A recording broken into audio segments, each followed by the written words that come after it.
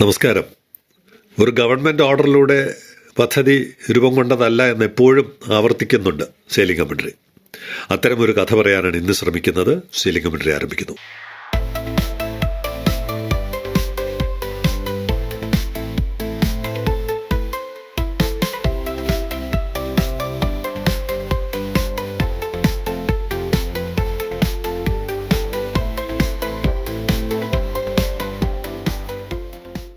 എങ്ങനെ പരിചയപ്പെട്ടതെന്ന് എനിക്ക് ഓർമ്മയില്ല. ശ്രീ ടെഡി ഗോമസ് ഒരു ഘട്ടത്തിൽ പരിചയപ്പെടുകയും പിന്നെ വളരെ സജീവമായി എല്ലാ പരിപാടിക്കും വളരെ സജീവമായി പങ്കെടുക്കുകയും, ഞാൻ കഴിഞ്ഞ എപ്പിസോഡിൽ പറഞ്ഞതുപോലെ ഇത്തരം ആളുകളെ എങ്ങനെയാണ് കേരള സമൂഹം കോമ്പൻസേറ്റ് ചെയ്യാൻ പോകുന്നത്? അവർ ജീവിച്ചിരിക്കുമ്പോഴാണ് ചെയ്യേണ്ടത്. അവർ മരിച്ച് മണ്ണടിഞ്ഞു കഴിഞ്ഞിട്ട് ഇങ്ങനെ ഒരാളുണ്ടായിരുന്നു, അദ്ദേഹത്തിന് ഒരു ആദരാഞ്ജലി അല്ല. വളരെയധികം കഷ്ടപ്പെടുകയാണ്. ആരോഗ്യ പ്രശ്നങ്ങൾ, രോഗങ്ങൾ, മരുന്ന്, ചികിത്സ. ഈ സമയത്താണ് ആർക്കെങ്കിലും എന്തെങ്കിലും ചെയ്യാൻ പറ്റുമെങ്കിൽ ചെയ്യേണ്ടത്. അങ്ങനെ ഒരാളാണ് ശ്രീ ടെഡി ഗോമസ്. ഗവൺമെൻറ് ഇവരെ ഒന്നും അംഗീകരിക്കില്ല. കാരണം എല്ലാം ഗവൺമെൻറ് കൊണ്ടുവന്നെന്നാണ് അവർ വിചാരിക്കുന്നത്. അങ്ങനെ ജനങ്ങളെ തെറ്റിദ്ധരിപ്പിക്കാനാണ് അവർ ശ്രമിക്കുന്നത്. രണ്ട് ഗവൺമെൻറ് ആയാലും, LDF ആയാലും UDF ആയാലും.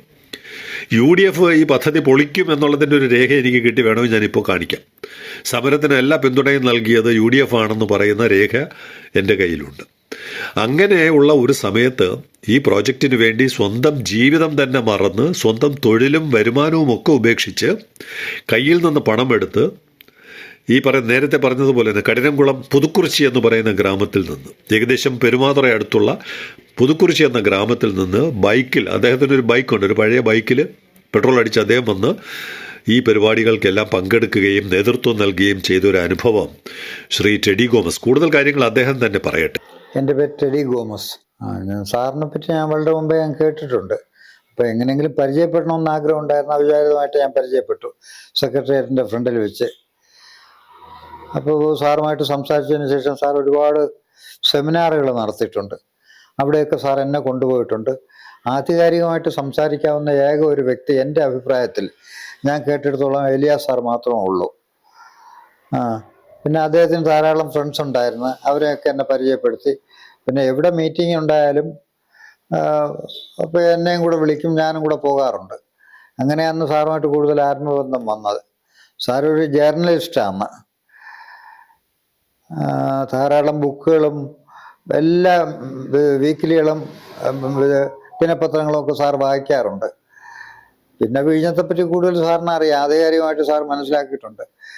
നേരത്തെ മിഡിൽ ഈസ്റ്റുമായിട്ട് വിഴിഞ്ഞത്തിന് ബന്ധമുള്ളതായിട്ടും, പണ്ട് ഈ കടൽ തീരത്തൂടെ ഒരു റെയിൽപ്പാളം വന്നതായിട്ട്, ഇപ്പം അതിൻ്റെ അവശിഷ്ടങ്ങൾ കണ്ടെടുത്തായിട്ടൊക്കെ സാർ മനസ്സിലാക്കി എന്നെയും കൂടെ കൊണ്ടുവന്ന് കാണിച്ചായിരുന്നു. ഈ കടലിൻ്റെ തീരത്തൂടെ ഒരു റെയിൽപ്പാളം അത് വന്നേക്കുന്നത് കൊച്ചിയിൽ നിന്നാണ്. കൊച്ചിയിൽ നിന്ന് കൊല്ലം വഴി ഇവിടെ വലിയതുറ പാലത്തിലോട്ടാണ് അത് വന്നത്. പിന്നെ തുടർന്ന് സാറിന് ധാരാളം കാര്യങ്ങൾ ഇതിനെപ്പറ്റി അറിയാം. ആധികാരികമായിട്ട് സംസാരിക്കാവുന്ന ഒരു വ്യക്തി സാറെന്നാണ് ഞാൻ മനസ്സിലാക്കിയിട്ടുള്ളത്. സാറിൽ നിന്നാണ് മറ്റു പലരും കാര്യങ്ങളൊക്കെ കുറേ മനസ്സിലാക്കിയിട്ടുള്ളത്. ഇത് യാഥാർത്ഥ്യമാകുകയാണെങ്കിൽ കേരളത്തിൻ്റെ മുഖച്ഛായ തന്നെ മാറുമെന്ന് സാർ അന്നേ പറഞ്ഞിട്ടുണ്ടായിരുന്നു. അതുപോലെ തന്നെ ഏതാണ്ട് സംഭവിച്ചുകൊണ്ടിരിക്കുകയാണ്. ആരംഭമായിട്ടുള്ളൂ. സാർ ഏത് പ്രോഗ്രാം കണ്ടക്ട് ചെയ്ത് കഴിഞ്ഞാലും എന്നെ കൂടെ വിളിക്കാറുണ്ട്. അപ്പോൾ പ്രത്യേകിച്ച് ഈ ആറ്റുകാൽ പൊങ്കാല എന്ന് പറയുന്ന ഇവിടെ ഒരു വലിയൊരു ഉത്സവമുണ്ട്. അപ്പോൾ അതിന് ഞങ്ങൾ സെക്രട്ടേറിയറ്റിൻ്റെ മുൻപിൽ പൊങ്കാല ഇടും, ഞങ്ങളുടെ ഗ്രൂപ്പ്. അതായത് വിഴിഞ്ഞം VHS. അപ്പോൾ അതിൽ ധാരാളം ആൾക്കാർ മെമ്പേഴ്സായിട്ടുണ്ട്. അപ്പോൾ ഞങ്ങളെല്ലാവരും കൂടെ ഒത്തൊരുമിച്ച് കൂടിയിട്ടാണ് സെക്രട്ടേറിയറ്റിൻ്റെ മുമ്പിൽ പൊങ്കാല ഇടുന്നത്. അതെല്ലാ വർഷവും മുടങ്ങാതെ ചെയ്യും. അതുപോലെ തന്നെ വാവുബലിക്ക് ശംഖുമുഖത്ത് ധാരാളം ആൾക്കാർ വരും. അപ്പം ഞങ്ങൾ ഈ വിഴിഞ്ഞം യാഥാർത്ഥ്യമാകണമെന്നുള്ള ഒരു നിർബന്ധ ബുദ്ധിയോടെ ആ വാവുബലിയിൽ പങ്കെടുക്കുന്ന ഉൾപ്പെടെയായിട്ട് ഞങ്ങൾ ബാനറും പിടിച്ചുകൊണ്ട് അങ്ങോട്ടും ഇങ്ങോട്ടും ഈ ജനങ്ങൾ കാണത്തക്ക രീതിയിൽ നടക്കും.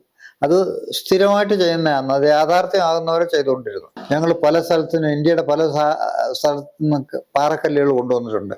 അപ്പം ഞാൻ ബാംഗ്ലൂർ ഇടയ്ക്കിടയ്ക്ക് എൻ്റെ ചേച്ചിയുടെ അടുത്ത് പോകും. അപ്പം ബാംഗ്ലൂരിൽ ധാരാളം പാറക്കൂട്ടലുകൾ ഉണ്ട്. ട്രെയിനിലിരിക്കുമ്പോൾ തന്നെ കാണാറുണ്ട്. ഭയങ്കര പാറമലകളാണ്. അപ്പോൾ അതിങ്ങനെ പൊട്ടിച്ച് അവിടെ കൂട്ടി വയ്ക്കും. അപ്പോൾ അവിടെ ട്രെയിൻ അവിടെ നിർത്തുന്ന സമയത്ത് ഞാൻ അതിൽ നോക്കിയിട്ട് ഒന്നും രണ്ടും വലിയ കല്ലുകളെ എടുത്ത് ശേഖരിച്ച് അതിവിടെ കൊണ്ടുവന്ന് സാറിൻ്റെ അടുത്ത് കൊടുക്കും. അപ്പൊ അത് ഞാൻ മാത്രമല്ല, എന്നെപ്പോലുള്ളവർ ഇന്ത്യയുടെ നാനാഭാഗത്ത് പോകുന്നവരും പല സ്ഥലങ്ങളിൽ നിന്ന് കല്ലുകൾ കൊണ്ടുവന്നിട്ടുണ്ട്. ആ കല്ലുകളൊക്കെ അവിടെ വെച്ച് ഒരു വലിയൊരു മാപ്പ് ഉണ്ടാക്കിയിട്ടുണ്ട് ഇന്ത്യയുടെ. അത് വിഴിഞ്ഞത്തിൻ്റെ സ്പോട്ട് പോയിന്റ് ഔട്ട് ചെയ്തിട്ട് അത് തൊട്ട് നാനാഭാഗങ്ങളിലും വിഴിഞ്ഞം എവിടെയൊക്കെ ആയിട്ടൊക്കെ ബന്ധപ്പെടാനായിട്ട് സാധ്യതയുണ്ട് ഇന്ത്യയിൽ, അവിടെയൊക്കെ പോയിന്റ് ചെയ്തിട്ട് അവിടെയൊക്കെ ഓരോ കല്ല് കൊടുത്ത് അങ്ങനെ ഇന്ത്യയുടെ നാനാഭാഗങ്ങളിലും കല്ലുകൾ കൊണ്ട് ഒരു രൂപമുണ്ടാക്കി. മെമ്പേഴ്സ് എല്ലാം കൂടെ രക്തത്തുള്ളികൾ കയ്യിൽ മുട്ടുപിന്ന് കുത്തിയിട്ട് രക്തം എടുത്തിട്ട് അത് ഈ മാപ്പിലും ഈ വിഴിഞ്ഞം മുതൽ ഓരോ പോകാൻ സാധ്യതയുള്ള ഇന്ത്യയിലെ വിവിധ തുറമുഖങ്ങളുള്ളിടത്തൊക്കെ അത് ഓരോരുത്തരുടെ രക്തത്തുള്ളി അതിൽ പതിക്കും. അതങ്ങനെ മുഴുവൻ ആ മാപ്പ് മുഴുവൻ, ഇന്ത്യയുടെ മാപ്പ് മുഴുവനും രക്തത്തുള്ളികളാൽ അങ്ങനെ അണിയിച്ചൊരുക്കുകയായിരുന്നു. അങ്ങനെ ഇങ്ങനെയുള്ള കുറേ കാര്യങ്ങൾ, കൊച്ചു കൊച്ചു കാര്യങ്ങൾ ഞങ്ങളെ സംബന്ധിച്ചിടത്തോളം എങ്ങനെയെങ്കിലും വിഴിഞ്ഞം യാഥാർത്ഥ്യമാകണം എന്നുള്ള അതിന് ഒരുപാട് കടമ്പകളൊക്കെ കടക്കേണ്ടി വന്നിട്ടുണ്ട്. നമ്മുടെ ഇവിടെ തന്നെ ബിഷപ്പ് ഹൗസൊക്കെ ഒരു പരിധിവരെ ഞങ്ങൾക്ക് എതിരായിരുന്നു ആദ്യം. അവർക്ക് അതിൻ്റെ യാഥാർത്ഥ്യം എന്താണെന്ന് മനസ്സിലായിട്ടില്ലായിരുന്നു. അച്ഛന്മാരും എതിരായിരുന്നു. പിന്നീട് കാലക്രമേണ അവർ ഞങ്ങളോടൊപ്പം തന്നെ യോജിച്ചു. ഞങ്ങൾക്ക് പ്രതീക്ഷ ഉണ്ടായിരുന്നു, പക്ഷെ അതിനെ തകർക്കാനായിട്ട് ധാരാളം ആൾക്കാരുണ്ടായിരുന്നു. അവിടുത്തെ കുറേ സ്ഥലങ്ങൾ നഷ്ടപ്പെടും, മത്സ്യത്തൊഴിലാളികൾക്ക് അവരുടെ ഉപജീവന മാർഗം ഈ തുറമുഖം വരുന്നതുകൊണ്ട് നഷ്ടപ്പെടും. ഇങ്ങനെ അവരെ പറഞ്ഞിളക്കി അത് ഇങ്ങനെ പ്രക്ഷോഭം ഉണ്ടാക്കിക്കൊണ്ടിരുന്നു. എങ്കിലും ഞങ്ങൾ രണ്ടും കൽപ്പിച്ച് നിന്ന് ഇത് യാഥാർത്ഥ്യമാകണം, ഞങ്ങളെ കൊണ്ട് ചെയ്യാൻ കഴിയാവുന്ന, അണ്ണാൻകുഞ്ചൻ തന്നാലായെന്ന് പറഞ്ഞ പോലെ ഞങ്ങളെ കൊണ്ട് ചെയ്യാവുന്ന ഇതാണ്. അപ്പൊ ഇത് യാഥാർത്ഥ്യമാകണം. അത് എലിയാസ് സാറിന്റെ ഒരു വാശിയായിരുന്നു. അതോടൊപ്പം തന്നെ ഞങ്ങൾ കുറേ പേര് ആത്മാർത്ഥമായിട്ട് സാറിനോടൊപ്പം നിന്നു അവസാനം വരെ. ഇതിനിടയ്ക്ക് ഒത്തിരിയും ചീത്ത വിളി കേട്ടിട്ടുണ്ട്. ഞങ്ങൾ നോട്ടീസ് വിതരണം ചെയ്യാൻ ചെല്ലും.